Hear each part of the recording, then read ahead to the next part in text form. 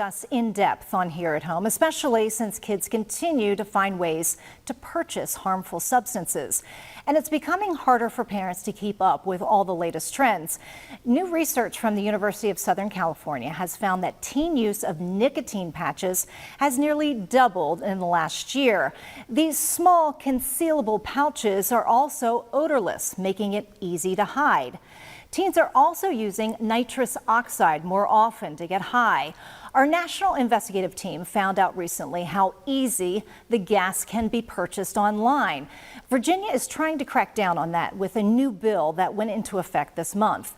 The law bans retailers from selling the gas to anyone under 18 and makes it a crime to deliberately inhale the gas to get high.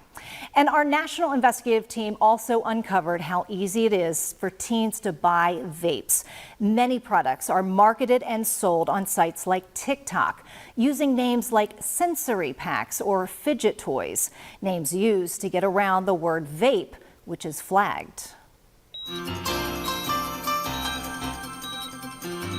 All this is so overwhelming. This brings us to the latest trend that we're seeing now coming from vape manufacturers that seem to be deliberately marketing to teens by making smart vapes that have built-in games like Pac-Man and Tetris. To talk more about this disturbing trend, we are joined by Nancy Hands, the executive director for the Partnership for Community Wellness, a great friend of ours. Yes. Nancy, welcome to the program. As Natalie was just mentioning, all these substances in all these varying forms, it can be very overwhelming as a parent trying to get a handle on this to caution our children about them.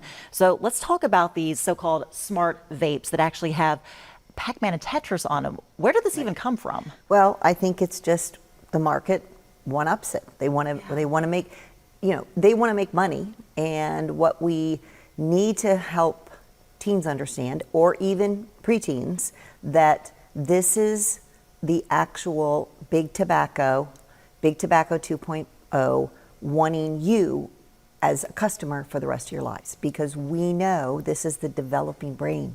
So once somebody, or a teen or preteen, starts to vape, we don't know if that teen's brain is going to go, oh, this is great. I want more, I want more, I want more.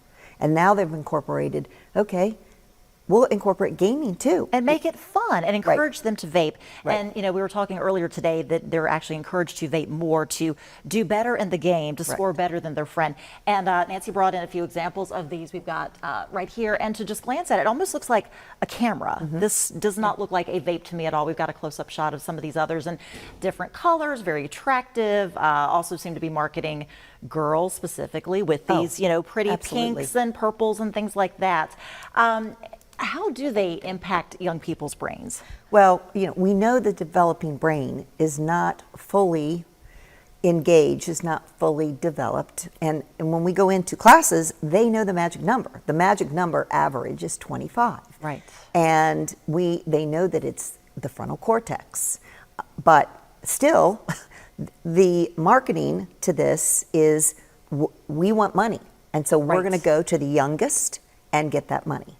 And even if adults are vaping or smoking cigarettes that are in the home, there is research that says, please still talk to your kids and let them know how difficult it is to come off of anything that's nicotine or anything that connects to the brain. The earlier this happens, the longer that it may continue. And it is a really scary thing. And the fact that they now put the game with it, right? It's it just seems very intentional, absolutely, to get these younger users making, oh, it's fun, it's a game. You can outscore your friend if you continue doing this. And as you were speaking to, parents in the home really do need to be that important piece to educate their kids. Sometimes addiction is generational, absolutely, and but sometimes it is a difficult thing to start these conversations. Natalie and I are both parents. We both work in the news, and many times I've come home and talked to my own kids about something that I've talked with you about, some new drug that's out there, or something that looks like candy and whatnot. But not all parents have that information day after day in front of them. What's a good way to get these conversations started? So we've said for a long time that if you see something and you're watching the news like this, right, just start there. Say, hey, have you heard of this? Do you know anybody? And they don't have to name their friends. But what do you think of this? Like, engage that conversation and say, what does this mean to you? So that you can start that conversation. And I also really want to tell parents and caregivers, grandparents, let them know that they can come to you when they have questions.